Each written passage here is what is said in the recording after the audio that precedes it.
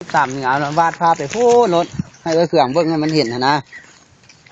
ล้านมันจะส่งไปให้มือนี่เลยมือแล้วมันจะส่งไปให้ลาเบิ้งหมดเด้อได้ยินบ่เขือสร้างทันกำลังเฮ็ดอยู่เดี๋ยวนี้นะแล้วเบิ้งเด้อสิท้ายน่ะเงินไม่เล่ไปให้เบิ้งนำเด้อเงินไม่เล่ก็อยู่ซ้ายสวยกับของเฮานี่นะมันกำลังปลูกเด้มันไข่เงินอยู่ถึงพอเว้าอยู่บ้านแล้วมันมาปลูกอยู่พี่นะเห็นเฮาเอาไฟลงแล้วมันก็มาดึงไฟจากเฮานี่ลงไปเฮ็ดนี่เด้มาถมมาเฮ็ดอยู่นี่เด้มันที่มีหมู่หลายคนดอก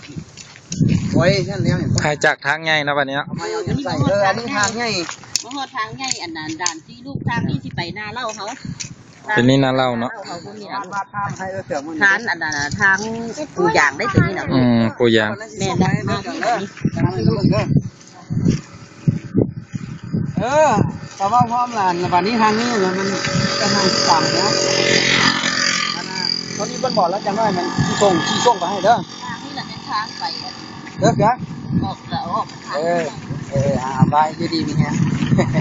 แล้วบัดนี้ตัวนี้ฮะแล้วเป็นบ้านในแหล่ดีนะนาเอื้อทองวันนาเอื้อทองวันลูกเอื้อทองวันที่ปุ๊บใส่กับลูกมีรายการมัน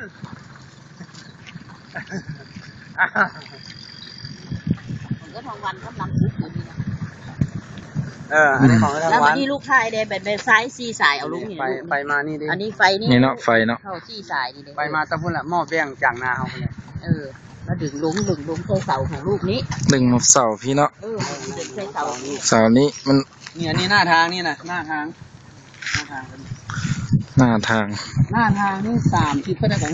37วะเพ่งมาพี่30อย่างเนื้อเฮาแท้ฮันหน้าทางนี้37นี่นะเลือกเข้าไปก็34บ่บัดนี้ตัวนี้นี่นะลูกมันสิเป็นนามันสิเลิกมันแบบมันนั่นจะกินอันนี้ที่ได้เห็ดกำแพงกันเตือนได้เชียดกันเตือนนี้พอยากฝนตกแล้วมันสิเสาะฮอดกำแพงเชียดกันเตือนไปนี่เราที่ปลูก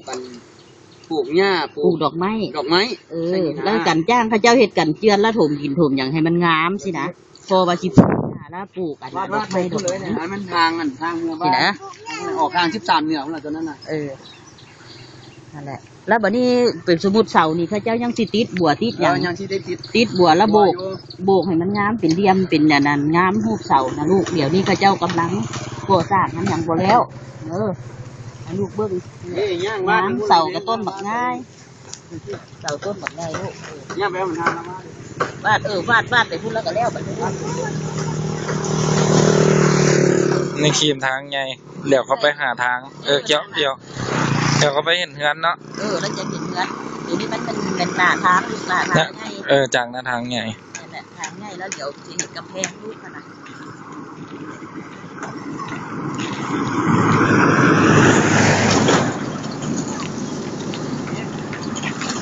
จะกำแพงกับหม้อสมต่างประเทศที่ดอกเพราะว่าเห็ดเอางานเดือนเดือนแดงแล้วมาเรามาไปบ่อนนาเขามันบ่ได้ไกลกันนากับนาเขาอันนี้เนาะ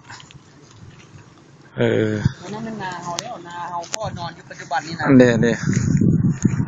ใกล้กันย่างมาประมาณเท่าไหร่70 เมตรตรงนั้นเนาะ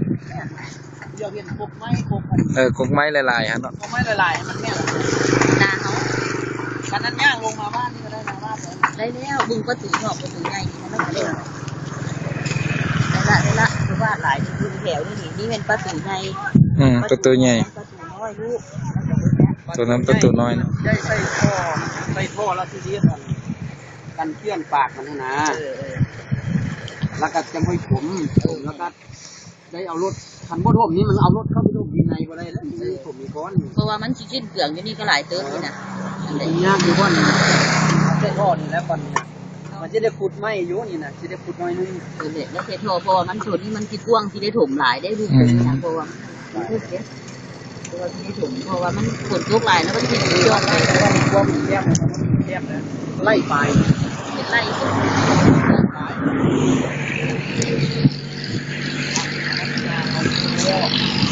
ก็พวกไก่ทำอย่างไรกัน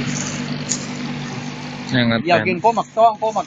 ม่วงนี่ละแม่แล้วนะซาหมักลำแล้วนะวาดมานี่เลยก็ได้นะวาดมานี่เลยก็ได้นะ ร้านมันนี่เลยก็ได้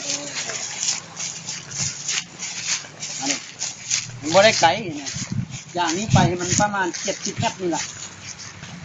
จากว่อนกำแพงนี่ไปหาดินนั่นว่อนเอาส่วนอยู่นะประมาณ70 เมตรมันก็เลี้ยวเห็นอยู่นี่ อันตัวนั้นละแม่นหนทางอยู่บ้านของคุณแล้วเนี่ยเห็นรถแล่นรถหนังกันมันต้องเงินคนเป็นบ้านคนโบราณเนี่ยนะมันก็ได้ไกลถ้างั้นเฮ็ดหนทางอ้อมไปนี่ลัดไปนี่5 ส่วนเฮานี่มันก็ง่ายปานหยังละบ่นี่สบาย ได้ระบบอันนี้ไหน